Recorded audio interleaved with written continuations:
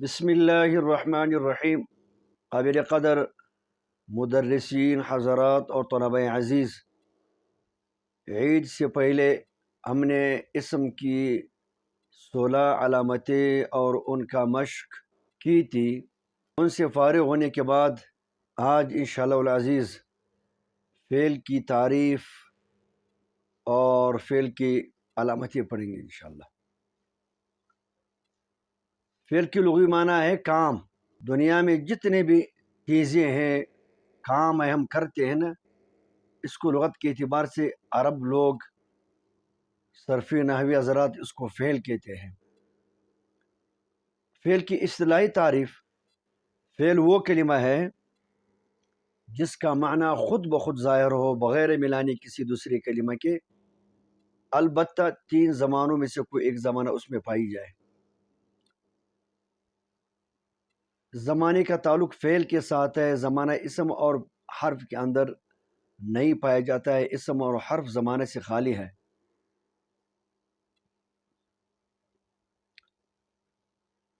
آپ دیکھ لیں کلام عرب میں اسم اور فعل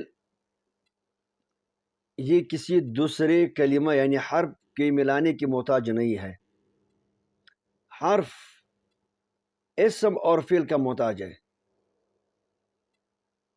حرف کے ساتھ اسم ملاؤ یا حرف کے ساتھ فعل ملاؤ، تب جا کر وہ اپنا معنی دے گا، ورنہ وہ معنی نہیں دے سکتا۔ فعل اور اسم اپنے معنی میں مستقل ہے، کسی دوسرے کلمہ کے محتاج نہیں ہے۔ تو یہ ایک حرف کی فعل کی ایک تعریف ہو گئی۔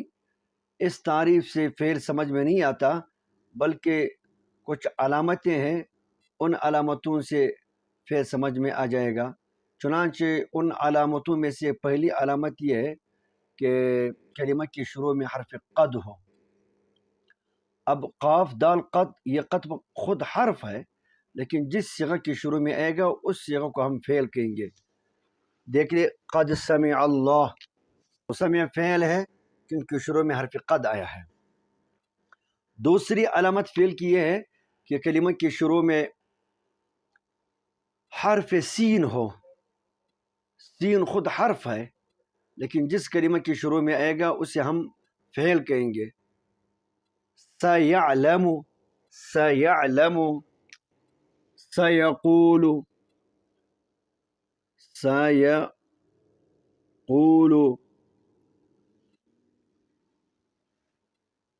اب دیکھو یقول فعل ہے، ایک تو شروع میں حرف عطین ہے، دوسرا سین ہے۔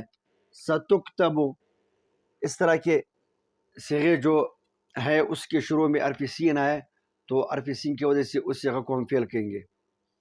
تیسری علامت فعل کی یہ ہے کہ کلمہ کے شروع میں حرف سوف ہو۔ سوف، سین واو فا۔ سوف خود حرف ہے، لیکن جس کلمے کے شروع میں آئے گا جس صیغے تو اس صیغہ کو ہم فعل کہیں گے۔ جیسے سوف تعلمون، سوف اخرج حیا، سوف تعلمون۔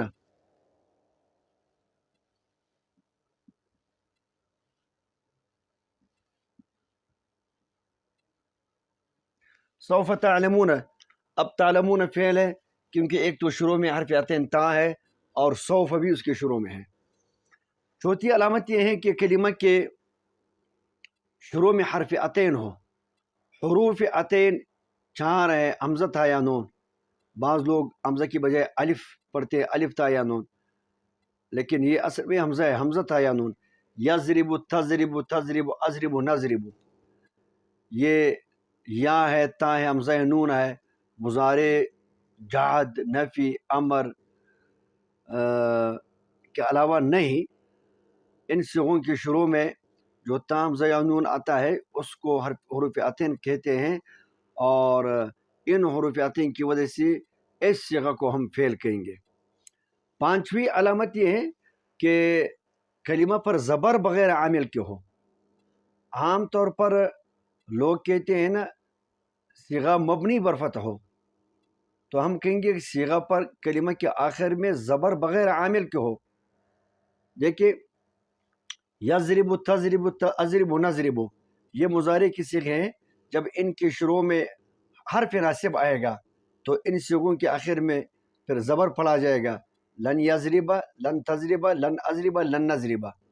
اب دیکھو اس صیغوں کو جو زبر دیا ہے، یہ زبر حروف ناصب لن نے دیا ہے، ان نے دیا ہے، کئی نے دیا ہے۔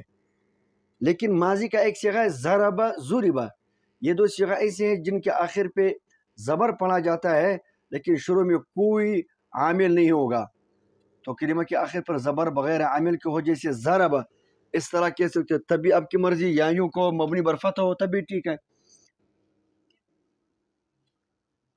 ضرب، اب ضرب دیکھو آخر میں زبر ہے، شروع میں کوئی عامل نہیں ہے، تو اس جیسی صیغہ کو ہم فعل کہیں گے کیونکہ یہ مبنی بر فتح ہے یا زبر بغیر عامل کے ہے۔ تو یہ 5 علامتیں فعل کی ہم نے پڑھی، انشاءاللہ زندگی رہی تو باقی علامتیں کل پڑھیں گے۔ اللہ تعالیٰ یہ درس اور یہ سبق اپنے بارگاہ میں قبول فرمائے۔